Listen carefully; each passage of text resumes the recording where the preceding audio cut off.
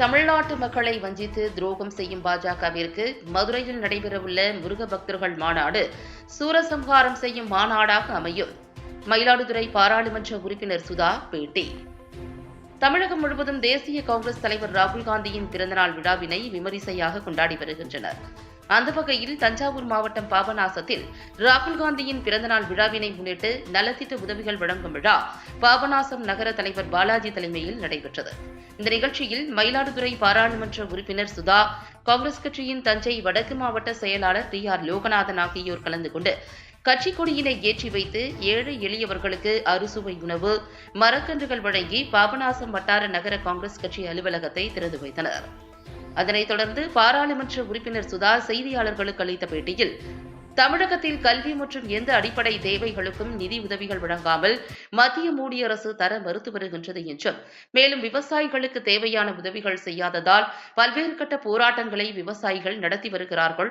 மேலும் படித்த இளைஞர்களுக்கு வேலைவாய்ப்புகளை மத்திய அரசு இதுநாள் வரை வழங்கவில்லை எனவும், தமிழகத்திற்கு துரோகம் செய்யும் பாஜகவிற்கு மதுரையில் நடைபெறவுள்ள முருக பக்தர்கள் மாநாடு சூரசம்ஹாரம் மாநாடாக அமையும் எனவும் அவர் கூறினார். தமிழகத்திற்கு ஒரு சிறு துரும்பை கூட கிள்ளி போடாத மோடி அவர்கள் தமிழகத்திற்கான எந்த நிதியையும், நமக்கு உரிமையாக வர வேண்டிய எந்த நிதியையும் மரியாதைக்குரிய மாண்புமிகு மோடி அவர்கள் நமக்கு தருவதில்லை.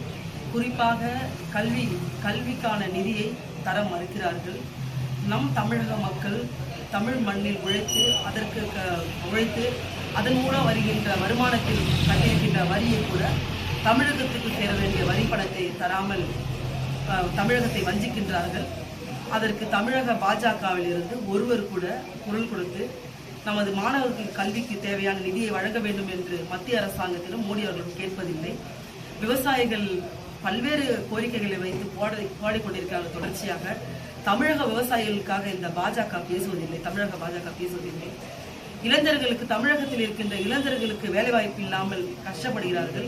இந்த இளைஞர்களுக்கு வேலைவாய்ப்பு உருவாக்க வேண்டும் என்று தமிழக பாஜக மத்தியில் இருக்கின்ற மோடி அவர்களும் கேட்பதில்லை.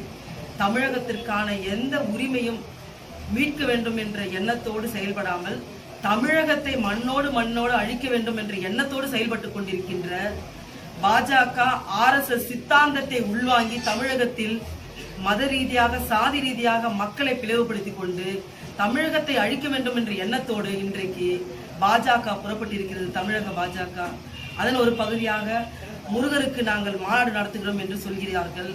முருகன் தமிழ் கடவுள், தமிழ் மண்ணின் மீதும் தமிழ் மக்களின் மீதும் பற்று உள்ளவர்.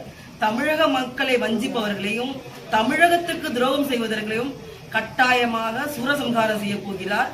அது பாஜக நடத்துகின்ற அந்த மாநாட்டிலே நடக்கப் போகின்றது.